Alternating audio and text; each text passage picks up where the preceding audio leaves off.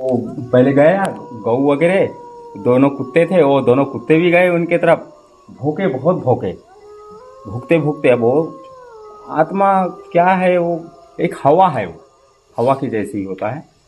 तो उसको जैसे ही देखे तो वो क्या काम किया, वो उनके ऊपर अटैक किया, कुत्तों के ऊपर। नमस्कार दर्शक बंधु आम पाखे गुरुजी है। कहाँ से है गुरुजी? अमरकंटक से, अमरकंटक से आए हैं, चंडी गुफा से, अमरकंटक शक्तिपीठ से। और यहाँ करीब हो गया, धीरे धीरे करीब 2 साल हो गया। 2 साल से यहाँ रह रहे हैं और ध्यान साधना के लिए आए हुए हैं यहाँ पे। तो शिवलिंग नाम क्या है इनका? नाम यानी बोलो तो नर्मदेश्वर जी हैं। वैसे इनको नर्मदेश्वर जी यहाँ पे नाम गुरुदेव ने दिए हैं उनको, चंडेश्वर महादेव के नाम से। और इनका भजन, ध्यान, साधना, पूजा यहाँ पे हम करते हैं और हवन का भी कार्य करते हैं। यहाँ पे हैं शनिदेव जी हैं, फिर बाली अपना कपिल मुनि जी हैं, कपिल मुनि जी का स्थान है, जगन्नाथ स्वामी जी का स्थान है, और माँ वन दुर्गा अष्टभुजाओं वाली दुर्गा माता का है मंदिर, और पवन पुत्र जी हैं 11 मुखी, और नंदी महाराज जी हैं, और ये अपने पूरे 12 ज्योतिर्लिंगों के साथ में ये अपने यहाँ पे शिव शक्ति परिवार हैं पूरे। गुरुजी भगवान है मन तो भूत प्रेत तो होगा?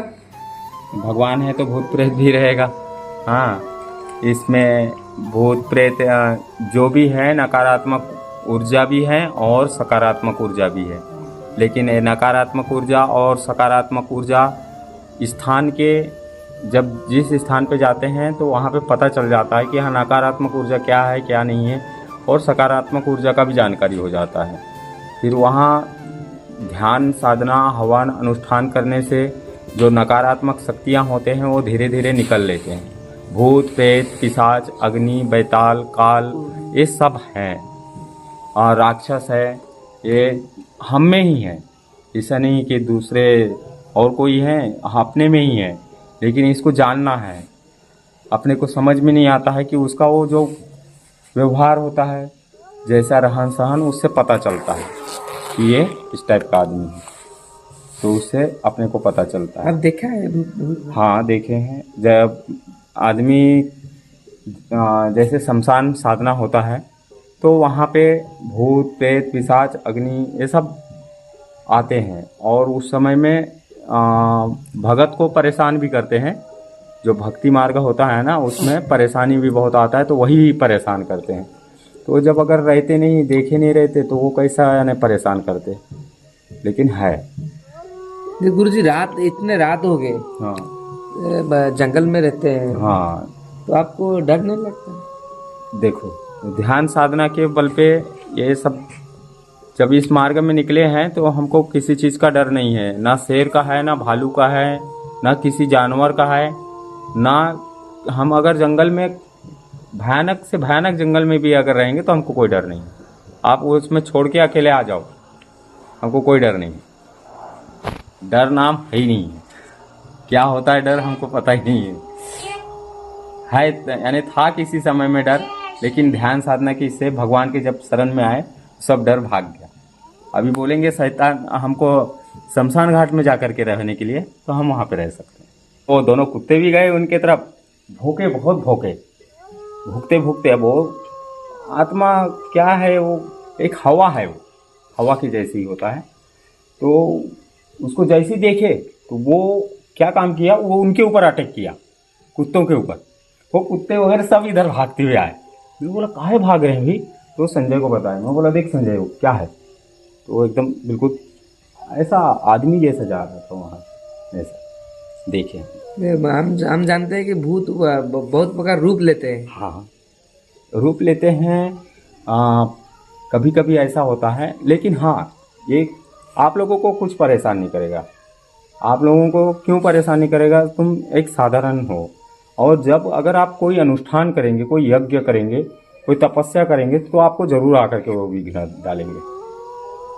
ऐसा वो आपको परेशान करेंगे। जब आपको समझ में आएगा कि हाँ ये शैतान है, रहेगा इंसान के ही रूप में, लेकिन अगर समझ लेना कि पहचान वाला नहीं है, जान पहचान वाला नहीं है, कोई नया ऐसा इंसान आया हुआ है और हमको परेशान कर रहा है जबरदस्ती का, तो समझ लेना कि ये शैतान है।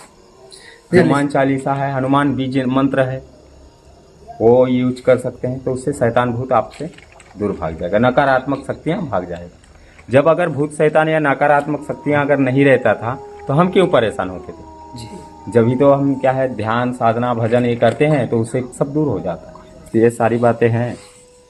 और यहाँ पे भी यानी भूत प्रेत है, लेकिन इस जगह को हमने बांध के रखे हैं तंत्र मंत्र से।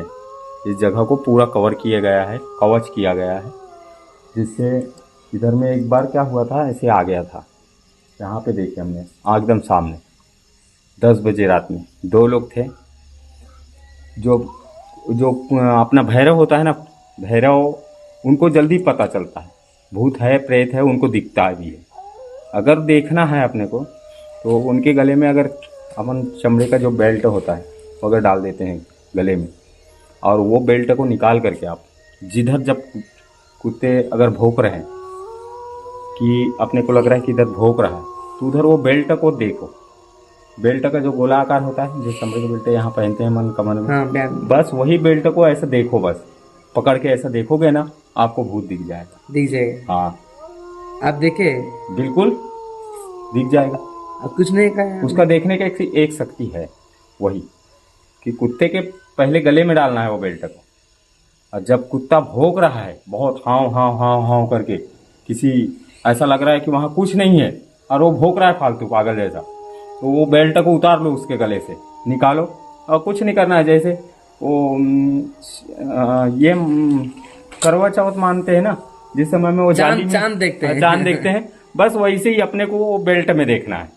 बेल्ट को ऐसा पकड़ के जैसे देखेंगे, बेल्ट में आपको दिखाई देगा भूत, सामने दिख जाएगा।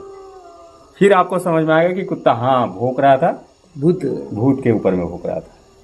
ऐसा होता है कि नहीं ये बताओ? हाँ, कुत्ता को देखता है, उसको दिखता है, उसका जो नजर है ना वो बहुत पावरफुल है।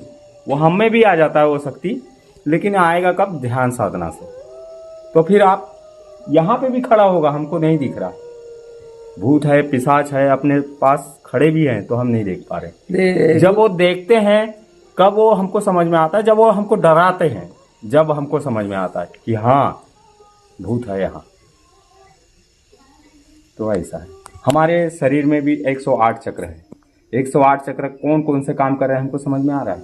नहीं आ रहा है, लेकिन हमको 7 चक्र के बारे में जानकारी मिल जाता है।